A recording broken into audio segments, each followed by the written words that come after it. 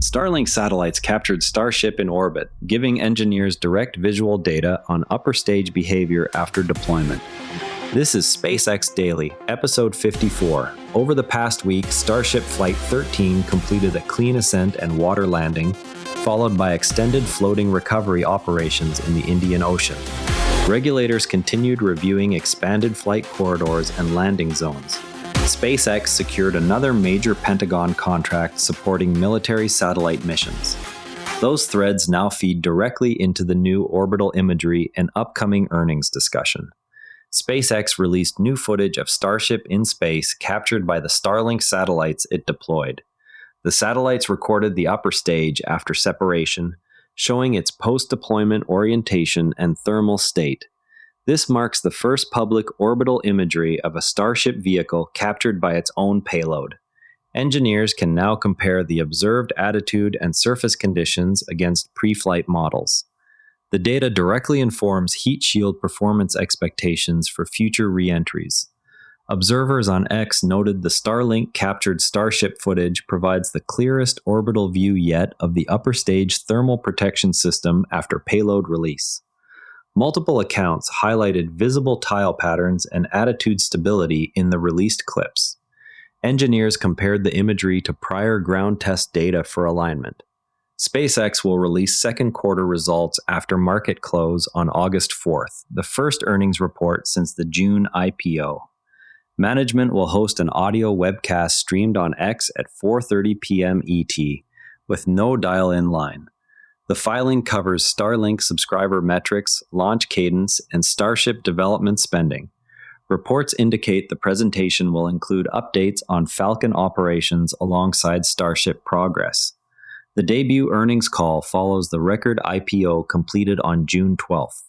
A spent Falcon upper stage is projected to impact the lunar surface at high velocity later this week. Trajectory models place the impact site on the far side. The event follows the stage's departure from Earth orbit after a prior mission. Analysts note the stage retained enough residual velocity to reach the moon without further propulsion. No active control remains on the discarded hardware.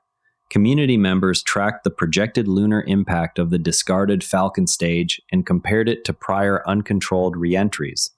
Discussions focused on the far side impact geometry and expected velocity. Some users modeled similar past events for context. SpaceX reached an agreement to retire temporary gas turbines powering the Colossus site by the end of 2027. The turbines currently supplement grid supply during construction. Permanent grid connections and on-site generation are scheduled to replace them.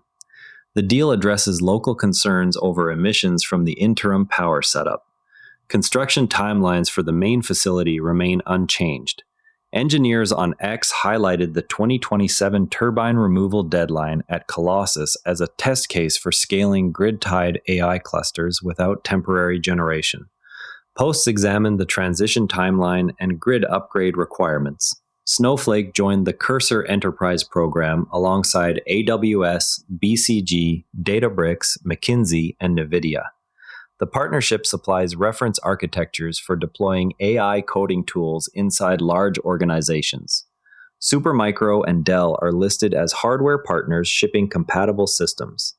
The program focuses on governance controls and context management for enterprise code bases. Early deployments emphasize integration with existing data platforms. Cursor users shared early enterprise deployment patterns after Snowflake's program announcement, focusing on governance controls for large code bases. Participants described workflow changes when routing tasks between models. Several noted hardware partner compatibility details from the rollout. Worth keeping an eye on, Starship Launch 13 analysis points to a persistent thermal protection vulnerability on the upper stage that survived the flight but remains unaddressed for repeated high-energy entries. The article argues the current tile layout and attachment method create single-point failure modes under lunar return heating profiles. Resolving the issue would require either redesigned tiles or a different attachment architecture before crewed or high-cadence missions. Independent reviewers noted that ground test data alone may not capture all orbital variables observed in the recent flight. On the AI front, Snowflake's entry into the Cursor Enterprise program adds a major data platform partner for AI-assisted coding workflows inside large organizations. The move expands reference architectures that combine Snowflake data tools with Cursor agents. Hardware partners including Supermicro and Dell are positioned to support scaled deployments. SpaceX committed to retiring the temporary gas turbines at the Colossus site by 2027, shifting the cluster to permanent grid and generation capacity. The agreement sets a firm deadline for replacing interim power sources during ongoing construction. Local stakeholders are monitoring the transition for emissions and reliability impacts.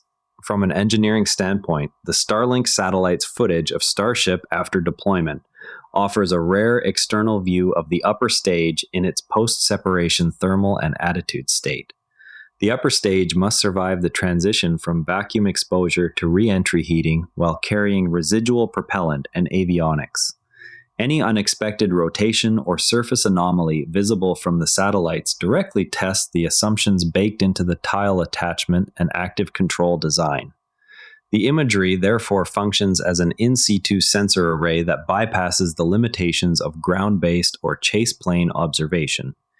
If the observed tile gaps or surface temperatures match pre-flight predictions, the data lowers the uncertainty margin on the heat load model and supports scaling the same attachment scheme to higher energy lunar return trajectories.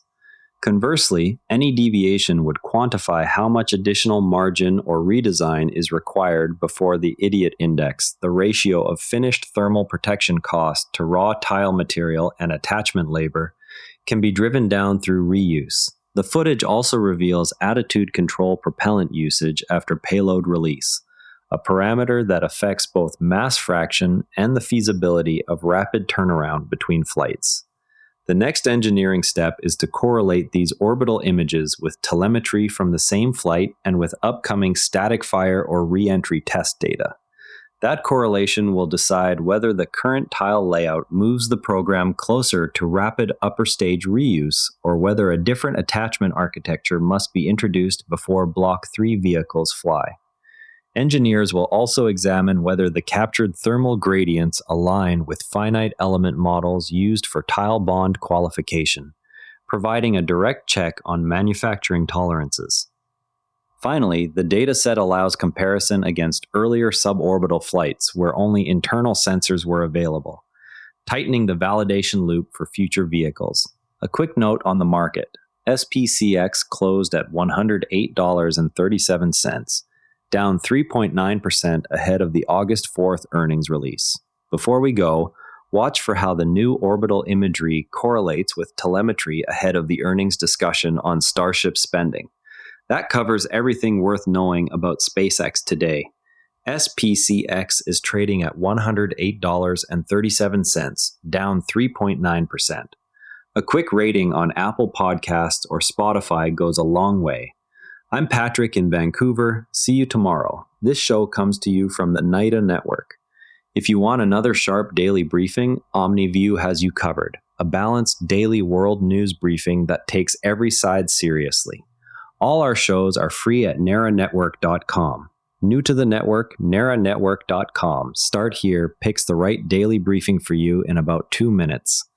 This episode used AI voice synthesis of my voice. Editorial selection and analysis are my own.